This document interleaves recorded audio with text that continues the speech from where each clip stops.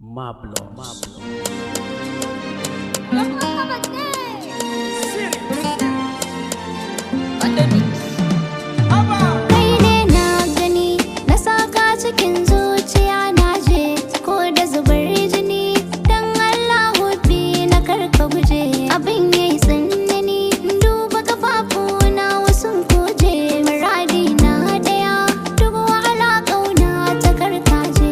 Kai ma ka sani in har ka gujar rayuwa ta za ta ruguje. Zancen gaskiya in har na rasa ka habibi zan wahala. Komai zan miki cikin alakar mu baki gun bashi, duk mai far miki zan yi iya kokari na kayar shi. Komai zan iya tun kafin na faɗe shi kya gan shi. Daɗin duniya a bar ni da ke har ya fi mun tashi. Na miki alkawar abin da kike ki dole zan bar shi. In kuma kin kaso komai tsanani tilas na nemo shi.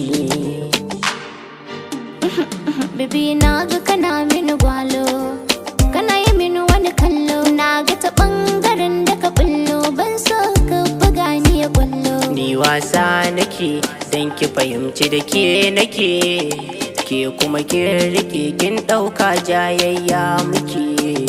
Na ga abin ne na neman sa ne kuka. A'a sayi ba ni ba na so ki kuka.